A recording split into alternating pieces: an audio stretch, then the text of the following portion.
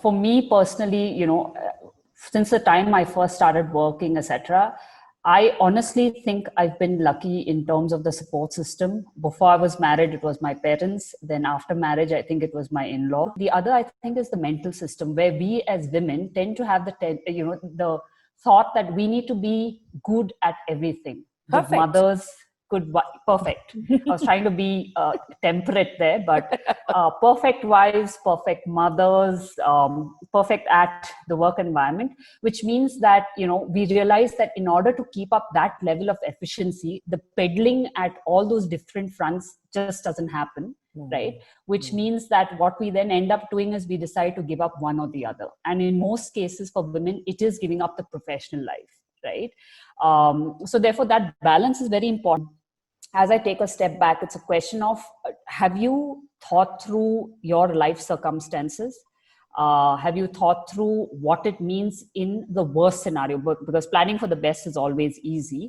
And therefore, are we ready to do that, right? Whether in terms of people around you, whether in terms of the financial support around you, that is very, very critical when you talk of yourself as an entrepreneur, because it's not just yourself. You will impact those around you as well. Whereas, honestly, one of the things was letting go of comfort.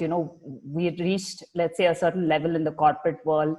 There were certain things that we took for granted. While I think Simran and I have never shied away from hard work, whether mental or physical, we would fly usually, right, the last few years in terms of saving time and convenience, etc. Given the fact that we had a lot of factories in Tirupur, we even explored places up north, we ended up doing a lot of train and bus. We did, right? Because we just saw that was required to get things done. I think that was possibly the time that Simran and I were bouncing off ideas, things that didn't work. We really pen and paper. So I, other than sort of catching up on sleep on these journeys, when we were awake, it was all this new ideas, evaluating what went wrong, evaluating what went right. What do we do with people? Who should we hire? When it came to how you were managing earlier in the big corporates, you were now in a startup competing for mind space, where bigger brands were throwing money and trying to get attention.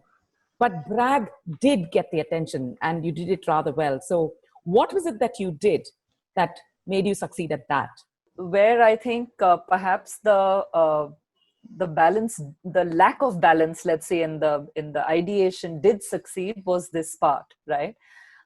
Because we spent so much time making sure that we were so sharply positioned and so distinctive that even with like practically zero media monies and just a little bit of money on content and videos and shoots, we stood out. People started sharing us.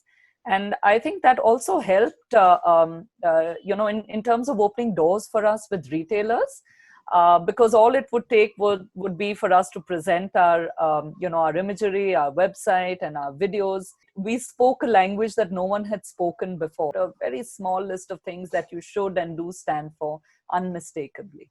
No, and you did it rather succinctly well, because I just love this line. Bragg alludes to the careless confidence.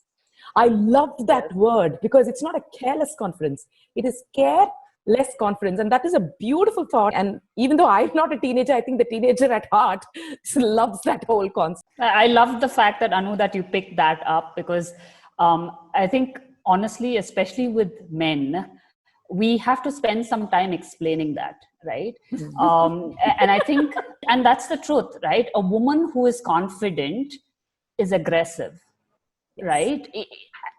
That's just what comes across.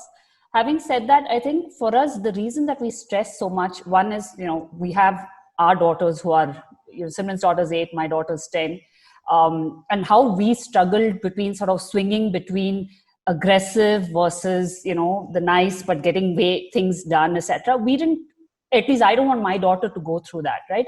You are who you are, and you don't have to be either of the two extremes, and you grow up and, find yourself that way, right?